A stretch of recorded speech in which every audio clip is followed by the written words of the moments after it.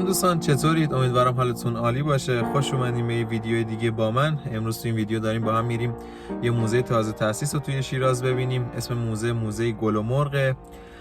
فکر کنم کمتر از یک ماهه که افتتاح شده، ولی تو همین مدت خیلی سر و صدا کرده. اکثر پیجای اینستاگرام شیرازی که توی زمینه گردشگری فعالیت میکنن حداقل یه گزارش از اینجا تهیه کردن. امیدوارم همینقدر که سر و صدا کرده جای قشنگی هم باشه. فقط قبل از اینکه بریم ادامه ویدیو رو ببینیم، لطفاً اگه واسهتون مقدوره این ویدیو رو لایک کنید و کامنت انگلیسی واسه هم بذارین. بریم واسه ادامه ویدیو.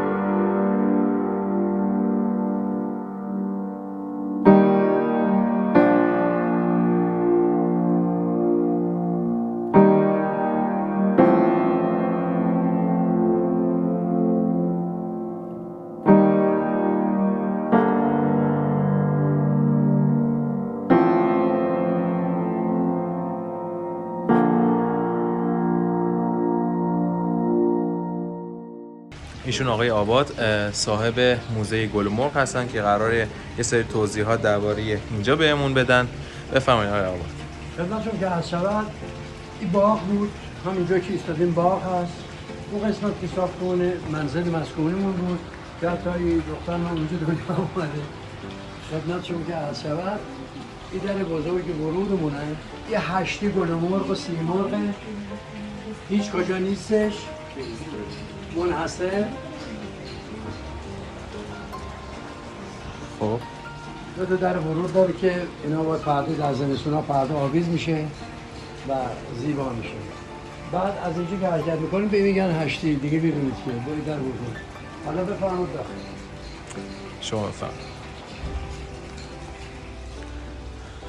از این زاویه که شروع میکنیم سلاطین تمام بالا هستن. از جناب شاه عباس نادرشاه، شاه عباس، لطفی علی خان زند، حکیم ابو سینا، امیر کبیر و میریم جلو.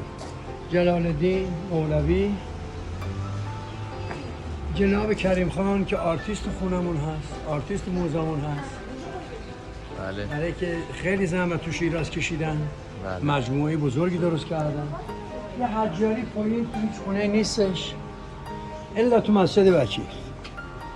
این نمونه مسجد وکیله، مسجد خود وکیل. این حوض هستش و این دو تا شیر، اینا قطعه سنگ بزرگ هستن، نگچ هستن، نسیمان هستن، سنگ هستن. یه اینا تیکه به هستن؟ یه تکه. دو تاشون قرنه هستن. اینا فقط تو بیمارستان نمازی مال زمان مرحوم نمازی از رو اوماوا گرفتیم به کاره. بله. از این پایین تا اونجا 6 تا مجلس هست. بشمارید 1 و 2 و 3 و 4 و 5 و 6 تا او بالا.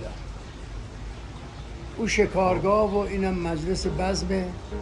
اینم وفا و عهد کو باشه در بیاموزی وگرنه هر که تو بینی ستمگری داند.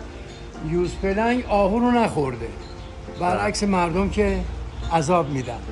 این شعر رو گذاشتیم بالاش. این هم یوز پلنگ ایرانیه. اینم کاشیکاره خیلی قدیمیه، خیلی سالاره. کاری هست مال کلفریدون، شاید مال 170 سال پیش. بله. جناب کریم خان یدالله فوق ایدیهم که ملائکه ها آوردن برای زمین.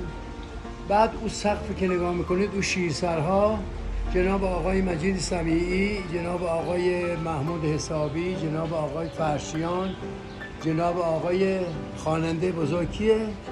شجریان.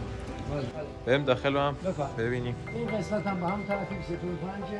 اینجا جناب خیام و سعدی و حافظ و فردوسی و شیر سنبل قدرت، پویای ولی سنبل قدرت. دوتاشو با هم دیگه جور کردیم. دو تا قدرت، یکیش شیره، یکیش پوریای ولی. اون برم جناب مرحوم تختی هست و بازم یه شیر دیگه که اون برقرار داریم که اینا قدرت و سنبل قدرت هست. این که درها هم کوتاه هستن هم بهمون این درهای کوتاه ها از قدیم برای که انسان سر به زیر باشه، یه وقتی قدرت نمایی نکنه، به کوچیکتر به ضعیفتر، این درها رو طور قدیم می ساختن که انسان وقتی میخواد بیاد تو سر به زیر باشه. که خود به خود بهش هم نمیگفتن سبت بندازی، مجبور میشده خودش این کار رو انجام بده. این زنون است. وقتی صداهاشون با هم فرق داره. آره، وقتی خانمی داخل خونه بوده اگه زن میمده با این میزده، اگه مرد بوده با این میزده که یه وقتی مثلا نیاد دم در یه دفعه یه مرد رو روش باشه. یه اینجا ما نداریم اونو برده. این یه چیزی اینجا پایین بود به نام قریب کو. کسی هم که از شهرستان میمد با این میزد. آره قریب کو، یعنی میفهمید اهل خونه که یه غریب اومده. سلاطینای ساسانی و اینا همه اینجا هستن، همشون توی سقف قوس هستن، همه هم اینجا. یه سوالی میتونید بفرمایید، یعنی پولمون تموم شده، کاشی شکسته، چرا سفید؟ یکیتون بگید. عکسی ازشون نیست؟ نه، شما بگو. اینا یه سوژه‌ایه که ببینیم اطلاع میکنه. من این جریانی نمیگی؟ خودم بگم. بفهمید. این رضا شاه، این شاه بهش میگن درک عرسی. اینا میرن او بالا پشت سر همدیگه در باز میشه، چشوی فریاده لولا نیست، میرن او بالا. اینا یکیه، اینا دو. این یکی میره او بالا نگهداری میشه، این میره جای او، یعنی در کلن باز میشه، میگه درک عرسی. آره، پنجره ها طبق همون برنامه سنت قدیمه. جناب فردوسی بزرگ کار دسته، کار سمسیم نیست، خیلی زحمت روش کشته شده. و جناب سیاوش و جناب سهراب. این زیرزمینه، حوض خونش میگن، شکل حمام هست، شکل زورخونه هست، شکل آبنبار هست، هر چی میخواد اسمش بذارید. این آب از اونجا میاد اینجا، از اینجا برمیگرده تو حوض پایینی. خدمت شما که عرض شود برای نشستن دیگه آماده شدن اینا.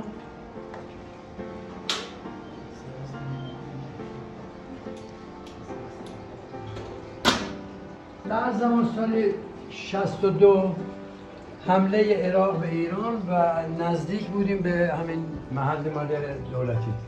ما از اون بالا میپردیم پایین، میمدیم توی پناه میگرفتیم اینجا. این بودش اینجا سوراخه؟ بود. بود، دو تا اتاق هم بالا که رفتیم پیدا. از اون بالا میپردیم پایین، میمدیم مثل پناه میگرفتیم.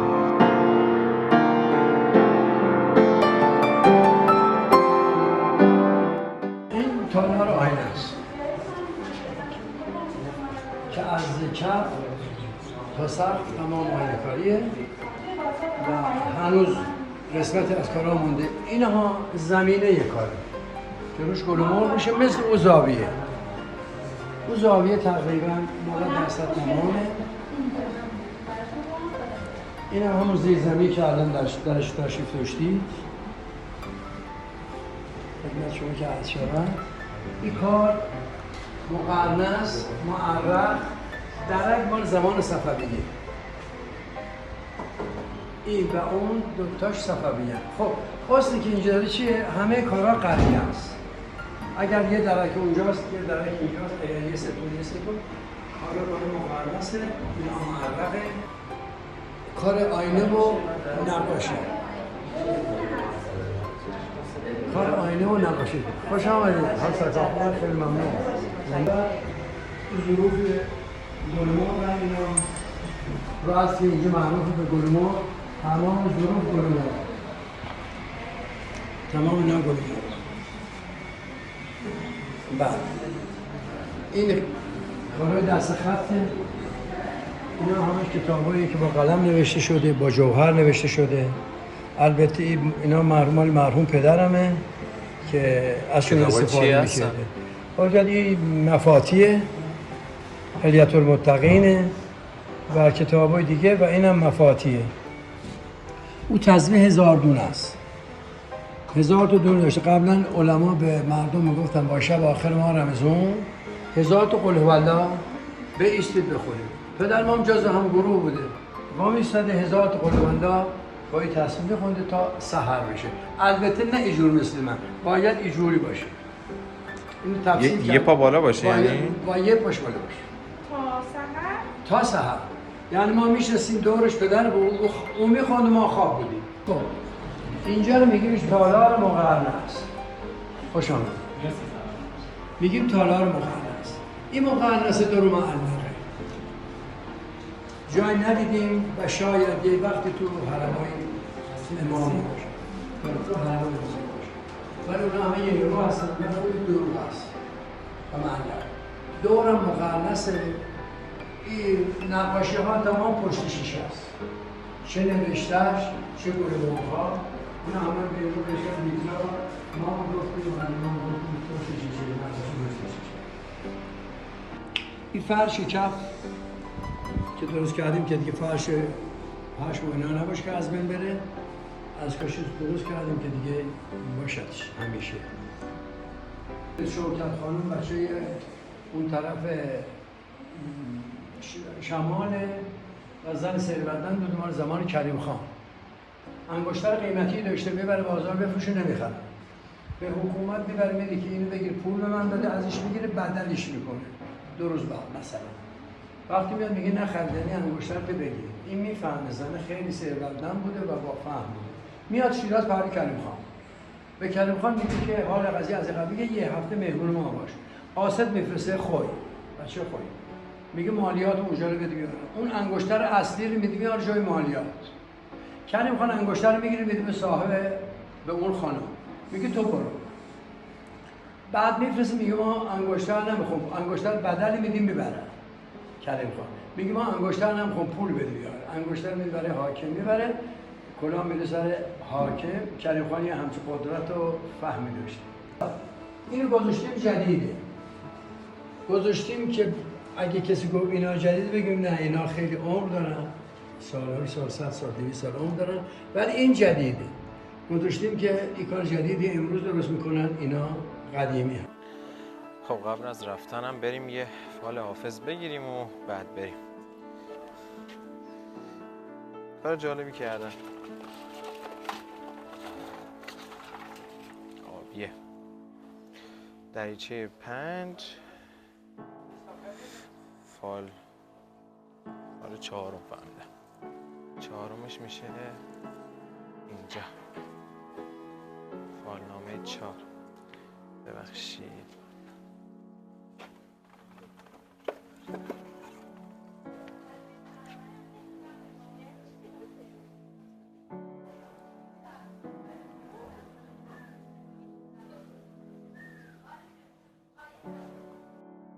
خب دوستان اینم از موزه گل و مرغ. ببینید شما افرادی هستن که این ذوق رو دارن در صورتی که میتونن آپارتمان‌های چند طبقه جای این خونه ها بسازن و سود بیشتری ببرن، میان خونه ها رو اینجوری تزیین میکنن و حالا سعی میکنن نگهداری کنن. خیلی کار جالب تریه تا اینکه بخوای همه رو تبدیل کنیم به آپارتمان.